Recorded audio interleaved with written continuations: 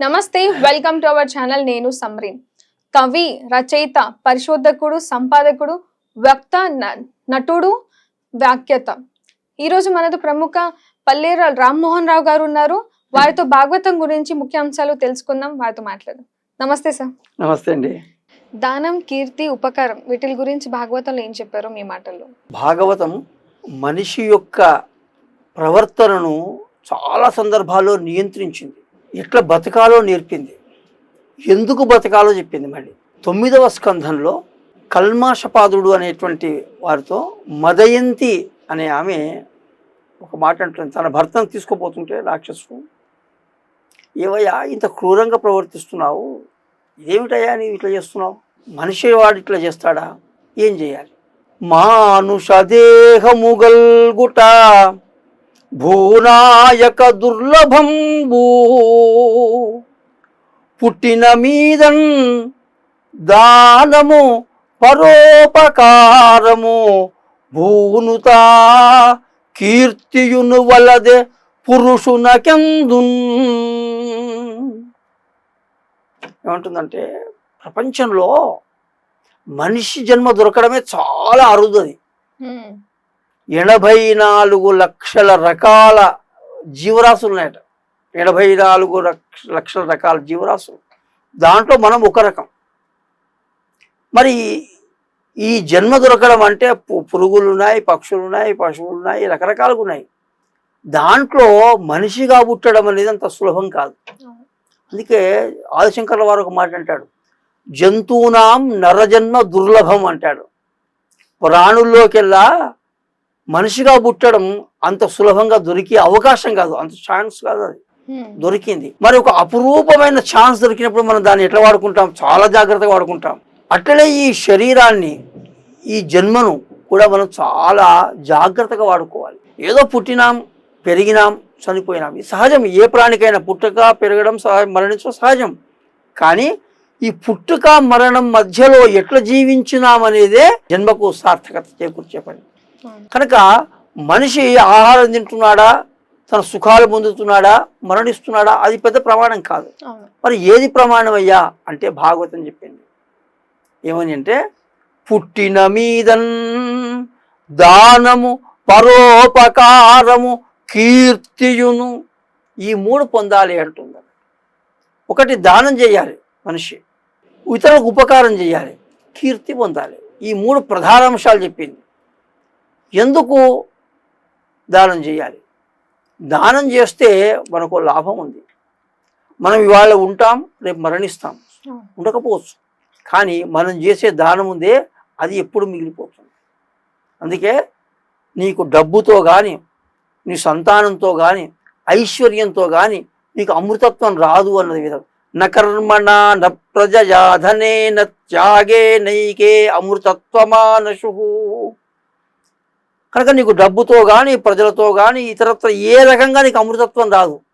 దేంతో వస్తుంది అంటే త్యాగే నైకే, కేవలం త్యాగం వల్ల మాత్రమే నీకు అమృతత్వం వస్తుంది.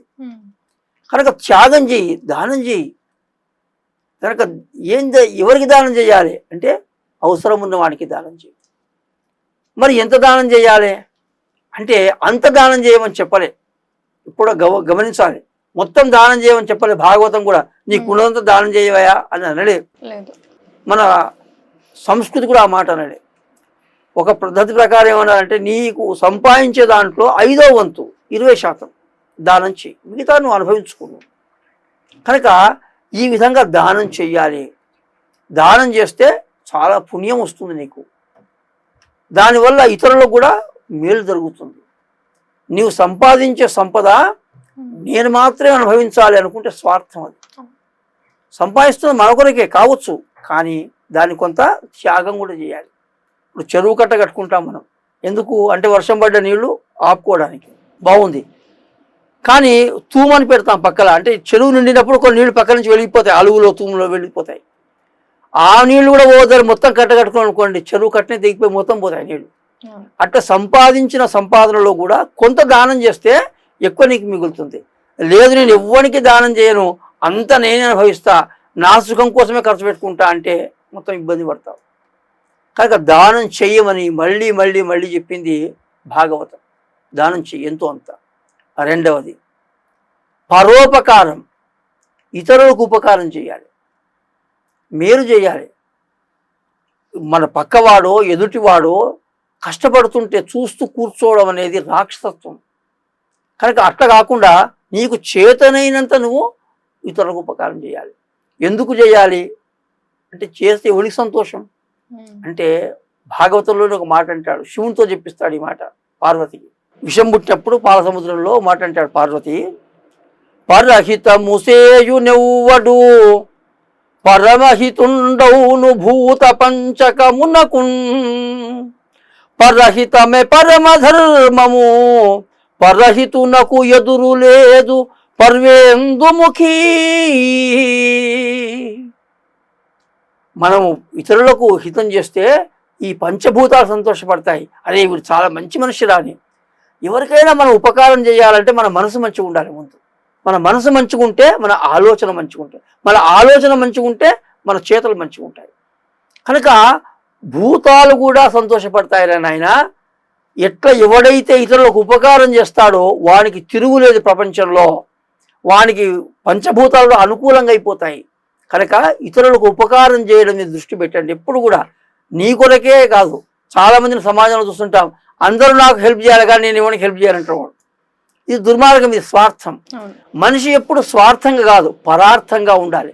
నా జీవితం ఇంకో 10 మందికి పనికి రావాలి, నా వల్ల 10 మందికి లాభం జరగాలి, నా వల్ల ఈ 20 మందికి మేలు జరగాలి, నా వల్ల ఈ సమాజానికి ఏదో ఒకటి జరగాలి. లేకుంటే ఒక మహాత్మా గాంధీ కావచ్చు, ఒక నేతాజీ కావచ్చు, ఒక భగత్ సింగ్ కావచ్చు, ఒక అల్లూరి సీతారామరాజు కావచ్చు, వాళ్ళకి ఎందుకు అండి ఈ స్వాతంత్ర పోరాటంలో పాల్గొన్నారు? వాళ్ళకి ప్రత్యేక లాభం అయిందా? వాళ్ళకేమన్నా ఏం కాలేదే. అంటే తన జీవితం సమాజానికి ఉపయోగపడాలనుకున్నారు వాళ్ళు. అట్లా పరోపకార భావనతో ఉండాలి, ఉంటే అది నిజమైన జీవితం అంటుంది భాగవతం. అట్లనే మూడవది కీర్తి పొందురా నాయన అన్నాడు. కీర్తి ఎందుకు అంటే ఫేమ్ కొరకు. ఇవాళ చాలా మందిని చూస్తున్నాం, కీర్తి కొరకు ప్రోగ్రామ్ చేస్తున్నారు, కీర్తి కొరకే కార్యక్రమాలు చేస్తున్నారు, ఇచ్చేది గోరంతా, పబ్లిసిటీ కొండంతా. ఇది సరైనటువంటిది కాదు. మళ్ళీ నువ్వు చేసే చెయ్యి, వచ్చే కీర్తి వస్తుంది. అంటే సహజంగా కీర్తి రావాలి కానీ కీర్తి కొరకే నువ్వు దాన ధర్మాలు కానీ ఉపకారాలు కానీ చేయొద్దన్నది మన సంస్కృతి. భాగవతం కూడా ఆ మాట అంటుంది, కీర్తి కొరకు చేయదు. మరి కీర్తి వద్దా అంటే కీర్తి కావాలి. ఎందుకు కావాలి కీర్తి అంటే? కీర్తి అంటే ఏమిటి? మన గురించి మంచి చెప్పుకోవడం. అరే ఫలానా వాళ్ళు చాలా మంచివాళ్ళయ్యా, చనిపోయినా కూడా అరే వాళ్ళు చాలా మంచి పనులు చేసిండయ్యా అని ఇప్పుడు మనం చెప్పుకుంటాం. చెప్పుకోవడం వల్ల ఏమిటంటే లాభము? ఈ వ్యక్తి ఇక్కడ లేడు కదా, వానికేం లాభం? మరి అంటే వానికేం లాభం లేదు. మంచి పనులు చేసిన వాడు ఎప్పుడు కూడా స్వర్గానికి వెళ్తాడు, అంతే కదండి. మంచి పని ఏంటి అంటే మన వాళ్ళు చెప్పారు, పరోపకార పుణ్యాయ పాపాయ పరపీడనం. వ్యాసుడు చెప్పిన తీర్మానం, ఉపకారం చేయడమే పుణ్యం, అంతే. కనుక నువ్వు మేలు చేసినావు, పుణ్యం వచ్చింది. పుణ్యం వస్తే ఏమైంది? స్వర్గంలో ఉన్నావు. ఎంతకాలం ఉంటావు స్వర్గంలో?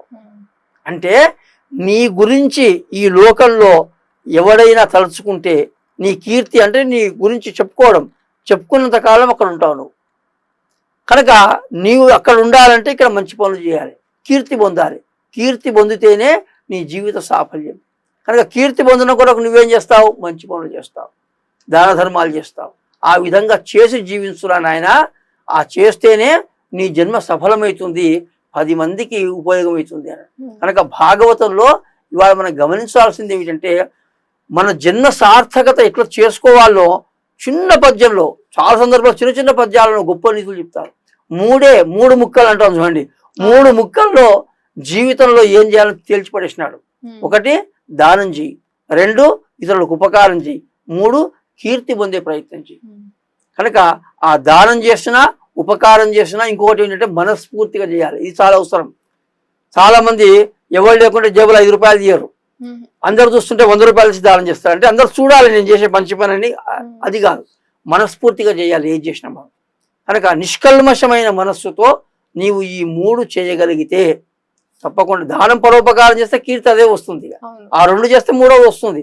3 వస్తే నీ జన్మ సార్థకం అవుతుంది అని చెప్పేసి భాగవతం ఒక మంచి సందేశాన్ని మానవ జాతికి అందించింది. సో మానవ జాతికి ఈ 3 ఎంత అవసరం అని చెప్పేసి మీ మాటల్లో చాలా మంచిగా చెప్పారు. మళ్ళీ కలుసుకుంటాం. నమస్తే.